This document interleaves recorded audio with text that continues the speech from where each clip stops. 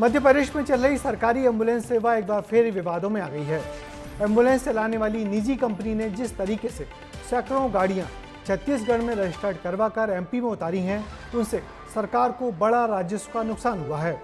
विधानसभा में जब यह सवाल उठा तो अब परिवहन अधिकारी जगह जगह छत्तीसगढ़ की रजिस्ट्रेशन वाली एम्बुलेंस का चालान काटने में व्यस्त हो गए हैं।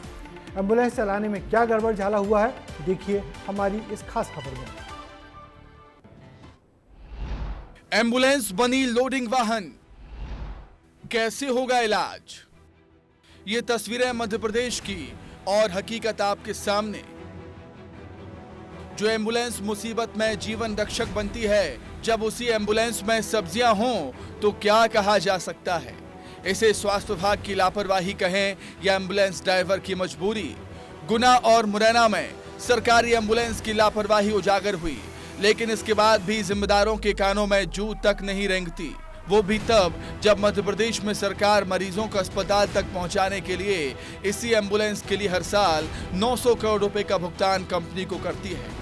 इसके बाद भी तस्वीरें ऐसी निकलकर सामने आती हैं जो इंसानियत और स्वास्थ्य महकमे पर सवाल उठाती हैं। वहीं मध्य प्रदेश में मरीजों को अस्पताल पहुंचाने के लिए सरकार ने छत्तीसगढ़ की कंपनी को ठेका दिया है, जो पिछले 2 साल से काम कर रही है, लेकिन इसने भी सरकार को टैक्स तक नहीं दिया, जिसका खामियाजा सरकार को हुआ। हालांकि इस संबंध में परिवहन विभाग को कई बार पत्र भी लिखा गया, लेकिन अब तक इस पर कोई एक्शन नहीं लिया गया।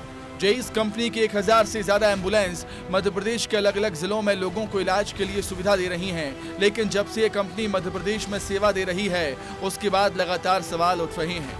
चयन प्रक्रिया को लेकर विवादों में रही है कंपनी। छत्तीसगढ़ में एमपी के एम्बुलेंस रजिस्टर्ड हैं। 50 करोड़ का सरकार को नुकसान हुआ, मरीजों को परेशानियों का सामना करना पड़ा। 900 करोड़ में तो चाहे तो बड़े पैमाने पर एम्बुलेंस की व्यवस्था की जा सकती है, लेकिन निजी कंपनी पर भरोसा करना भारी पड़ रहा है। पिछले 2 साल के अंदर सरकार ने करीब 2000 करोड़ रुपए से अधिक का भुगतान कंपनी को किया है, लेकिन तस्वीरों में अक्सर देखने को मिलता है कि एम्बुलेंस चलाने वाले ड्राइवर से लेकर कंपनी के बड़े बड़े अफसर भी सरकारी खजाने को चूना लगा रहे हैं। कई बार देखने में आया है कि गर्भवती महिलाएं जो एम्बुलेंस के इंतजार में घंटों अपने गांव में बैठी रहती हैं, या तो बहुत अप्रिय घटना हो जाती है, और सरकार को इसको बहुत गंभीरता से लेना चाहिए। लोगों के स्वास्थ्य से, लोगों के जीवन से जुड़ा हुआ मामला है, और कहीं ना कहीं इसमें बहुत भारी भ्रष्टाचार का अंदेशा भी लगता है। विधानसभा में कोई भी जानकारी गुमराह करने वाली नहीं दी गई है। जो पद विशेषज्ञों के खाली है, उनके भर्ती करने की प्रक्रिया बहुत तेज चल रही है।